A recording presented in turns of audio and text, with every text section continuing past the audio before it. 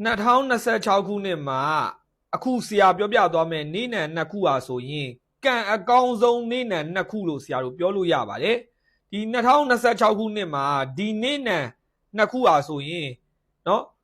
ချမ်းသာလာမယ်အောင်မြင်လာမယ်တိုးတက်လာမယ်ငွေကြေးခက်ခဲတွေပြေလည်လာမယ်เนาะကိုလုတ်ကင်သမျှကြံစီသမျှကိစ္စတွေအောင်မြင်တိုးတက်လာမယ်နေ့နံနှစ်ခုဖြစ်ပါတယ်เนาะဒီနေ့နံနှစ်ခုဟာဆိုရင်ဆရာတို့ပေါ့เนาะတနင်္ဂနွေရဲ့တောက်ကြရဲ့ဖြစ်ပါတယ်ဒီနေ့နံနှစ်ခုဟာဆရာရဲ့တွက်ချက်ထားတာကတော့အတိအကျပဲပေါ့เนาะဆရာကဘေးရင်ဟောတဲ့နေရာမှာတိတိကျကျမှန်မှန်ကန်ကန်နဲ့ဆရာရဲ့ပြိဿ900သားသမီးကိုနှစ်စဉ်နှစ်တိုင်းပြောပြလေးရှိပါတယ်အဲ့တော့ဒီနှစ်မှာလဲကံအကောင်းဆုံးနေ့နံဟာဆိုရင်တနင်္ဂနွေနဲ့တောက်ကြဖြစ်ပါတယ်ဒီနေ့နံနှစ်ခုဟာဆိုရင်2025ခုနှစ်အခုရောက်နေတဲ့2025ခုနှစ်မှာဒီနေ့နံနှစ်ခုဟာအစင်မပြေမှုတွေများတတ်ပါတယ်เนาะငွေကြေးခက်ခဲတွေများတတ်တယ်လက်လွန်ထားတဲ့ငွေကြေးတွေပြန်မရတာမျိုးဖြစ်တတ်တယ်အကျွေးတွေတင်တတ်တယ်လောင်ကစားလုပ်တဲ့သူတွေလည်းအရှုံးတွေအရန်ပေါ်တတ်တယ်เนาะပြီးတော့နောက်တစ်ခုကပြဿနာဘောင်းဆောင်ဖြေရှင်းရတတ်တယ်စိတ်ညစ်စရာစိတ်ရှုပ်စရာတွေများတတ်တယ်เนาะအယောင်းဝယ်တွေပါတတ်တယ်စီးပွားရေးတွေကြာဆင်းတတ်တယ်စီးပွားပြတ်သွားတာမျိုးထိဖြစ်တတ်တယ်အဲ့တော့ဒီနေ့နဲ့နှစ်ခုဟာဆိုရင်2025ခုနှစ်ထဲမှာအခက်ခဲတွေအရန်ကိုများခဲ့တဲ့နေ့နဲ့နှစ်ခုဖြစ်တယ်เนาะအဲ့တော့ဒီနေ့နဲ့နှစ်ခုကဒီကိစ္စတွေကိုဖယ်ထားပြီးတော့မှ2026ခုနှစ်ထဲကိုရောက်လာပြီဆိုတာနဲ့ဒီနေ့နဲ့နှစ်ခုဟာ2025ခုနှစ်ထဲမှာကြုံရတဲ့အခက်ခဲတွေအားလုံးပြေပြောက်ပြီးတော့မှ2026ခုနှစ်ထဲမှာကံအကောင်းဆုံးနေ့နဲ့စည်ရင်းထဲမှာပါရှိလာတာဖြစ်ပါတယ်အဲ့တော့2026ခုနှစ်ထဲမှာအစင်မပြေမှုတွေငွေကြေးခက်ခဲတွေစသည်ဖြင့်အခြေရေးအိမ်နောင်ရေးလူမှုရေးကျန်းမာရေးပြဿနာတွေအားလုံးဟာ2026ခုနှစ်ထဲကိုရောက်တာနဲ့အကုန်လုံးပြန်ကောင်းသွားတော့မှာဖြစ်ပါတယ်2026ခုနှစ်ထဲမှာဆရာတို့ဒီနေ့နဲ့နှစ်ခုဟာဆိုရင်အခြေရေးအိမ်နောင်ရေးအစင်မပြေဖြစ်နေရင်တော့မှပြန်ပြီးအစင်ပြေလာလိမ့်မယ်เนาะငွေကြေးအခက်ခဲတွေပြေလည်လာလိမ့်မယ်ငွေအလုံးရင်းဝင်လာလိမ့်မယ်ထီတွေချဲတွေပေါက်လာလိမ့်မယ်ကန်စမ်းမဲတွေပေါက်လာလိမ့်မယ်အမွေတွေရလာလိမ့်မယ်เนาะပြီးတော့ကိုမျောမှန်းထားတဲ့ရီမှန်းထားတဲ့ငွေကြေးကိစ္စတွေစီးပွားရေးကိစ္စတွေလည်းအကုန်လုံး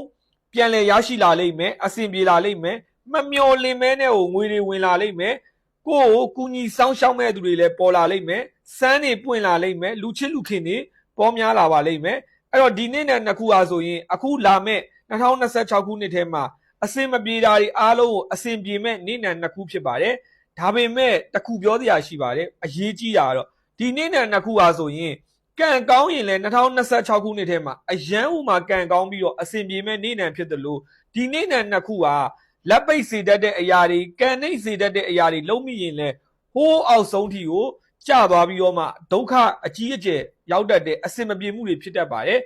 အဲ့တော့စောင်းရန်ရှောင်းရန်လေးတွေလိုပါတယ်เนาะဆရာတို့ကိုနဲ့မတဲတဲ့ဟာတွေကိုလုံးဝမလုပ်ပါနဲ့ဒီနေ့နဲ့နှစ်ခုဟာဆိုရင်ကိုနဲ့မတဲတဲ့အရာတွေကိုလုံးဝမလုပ်ပါနဲ့လက်ပိတ်စေတတ်တဲ့အရာတွေမလုပ်နဲ့ကံနှိမ့်စေတတ်တဲ့အရာတွေမလုပ်နဲ့အဓိကလုပ်ရမှာဖရာတရားများများလုပ်ရမယ်အလူဒါနာလေးတွေလုပ်ရမယ်เนาะဟိုတန်ဃာတော်တွေကိုစွန့်ကတ်တာမျိုးလေးတွေလည်းလုပ်ရမယ်ပေါ့เนาะအဲ့အမျိုးလေးလုပ်ရမယ်ကိုသာသနာနဲ့ပတ်သက်တဲ့နေရာမှာကိုကြရနေရာမှာအလူဒါနာလေးတွေပြုလုပ်ပေးပါလို့ဆရာပြောခြင်းနဲ့ဒါမှမိမိရ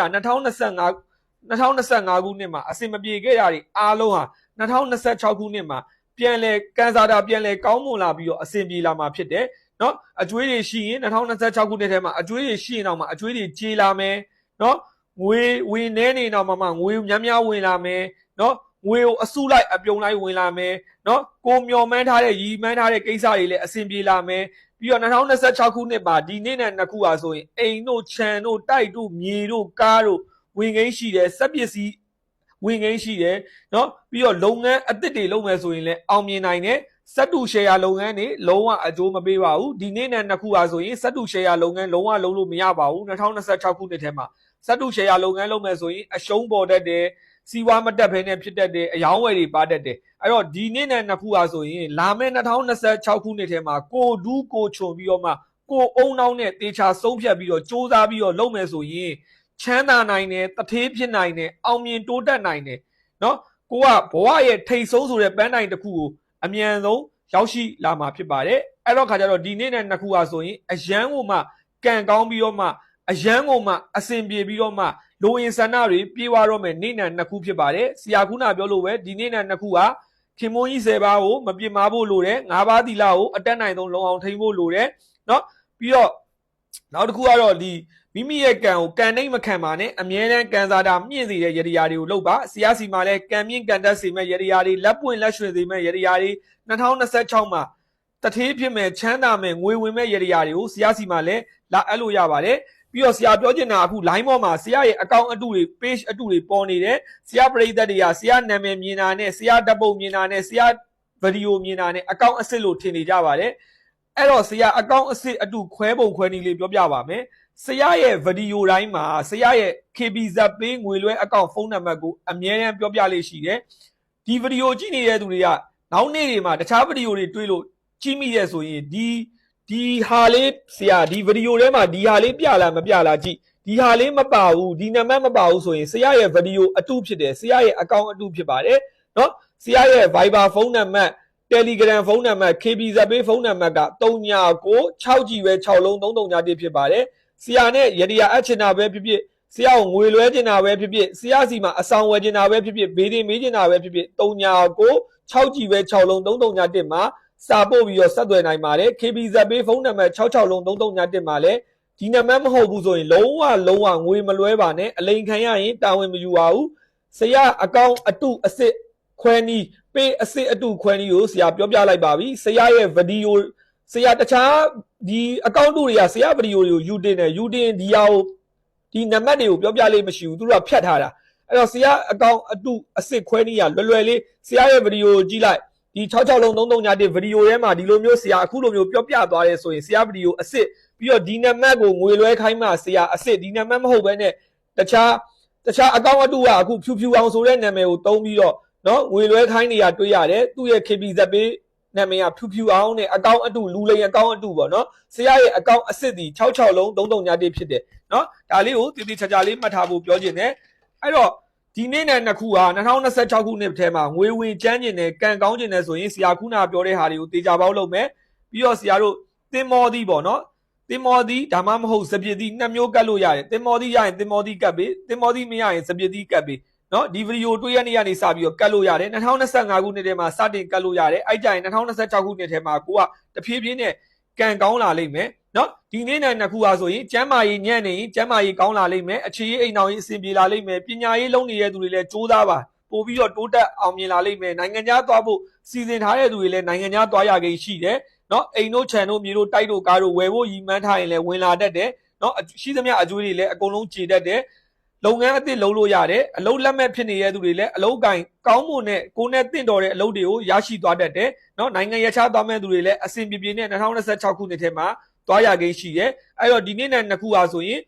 2026ခုနှစ်မှာကံအကောင်းဆုံးနေ့နဲ့နှစ်ခုဖြစ်ပါတယ်အဲ့တော့ဆရာပရိသတ်တွေအကုန်လုံးဆရာမာဂျင်နာကတော့ဒီဗီဒီယိုလေးကိုများလေး share ထားပေးပါလို့ပြောချင်ပါတယ်ဒါမှဒီနေ့နဲ့နှစ်ခုဟာတွေးတော့ကြည့်လို့ရတော့ကိုယ်လည်းစိတ်ချမ်းသာပါတယ်တကယ်လို့မိမိရဲ့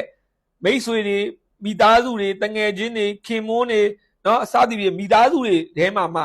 ဒီဗီဒီယိုထဲမှာမှတနင်္ဂနွေတောက်ကြပါတယ်ဆိုရင်သူတို့ကိုပြပေးလိုက်ပါဒါဆိုရင်ကိုကသူတို့စိတ်ချမ်းသာမှုတွေစောင်းရန်ရှောင်းရန်တွေပြီးတော့ကိုကပို့ပြီးတော့ကုသိုလ်ရပါတယ်မိမိတငယ်ချင်းမိတ်ဆွေတွေမှာလည်းတနင်္ဂနွေတောက်ကြရရှိရင်လည်းဒီ comment မှာ mention ခေါ်သွားပေးပါဆရာသူတို့အတွက်စူတောင်းမြတ်တာလေးတွေပို့ပေးမှာဖြစ်ပါတယ်ဒီဗီဒီယိုလေးကိုတော့တေချာပေါက် share ထားပေးပါ comment မှာလည်းသူတို့ရဲ့နေနံလေးတွေရေးပြီးသူတို့ရဲ့အကောင့်လေးတွေကို mention ခေါ်ပေးပါဆရာတဦးတယောက်ချင်းစီတိုင်းကိုစူတောင်းပေးပါမယ်နောက်တစ်ခုကတော့ဆရာရဲ့ဒီ TikTok အကောင့် Facebook အကောင့်ကိုလည်း like and follow လေးလုပ်ထားပေးဖို့ပြောချင်ပါတယ်ပြီးတော့2026ခုနှစ်အတွက်အစွမ်းထက်ငွေဝင်ကျန်းစေတဲ့ယရိယာတွေကံကောင်းစေတဲ့ယရိယာတွေအကုန်လုံးကို9ရက်သားသမီးအားလုံးဆရာစီမှာလာအပ်လို့ရပြီ2026ခုနှစ်တစ်နှစ်စာဘေးတင်မေးလို့ရတယ်ဇာတာစစ်လို့ရတယ်စောင်းရန်ရှောင်းရန်တွေမေးလို့ရပါပြီဆရာစီမှာလည်းအဆောင်ပစ္စည်းတွေလည်းဝယ်လို့ရပါတယ်ဆိုတာကိုပြောချင်ပါတယ်9ရက်သားသမီးအားလုံးရောတနင်္ဂနွေတောက်ကြသားသမီးတွေရော2026ခုနှစ်မှာအောင်မြင်ကြပါစေချမ်းသာကြပါစေတိုးတက်ကြပါစေလိုတိုင်းရကြပါစေဒီထက်မကလူနိုင်တန်းနိုင်တဲ့ပုံကိုယ်လူပုံကိုယ်မြတ်တွေဖြစ်ကြပါစေလို့ဆရာထူးမြတ်ဝါနေပြီးတော့ဆုတောင်းပေးလိုက်ပါတယ်အားလုံးပဲကျေးဇူးတင်ပါတယ်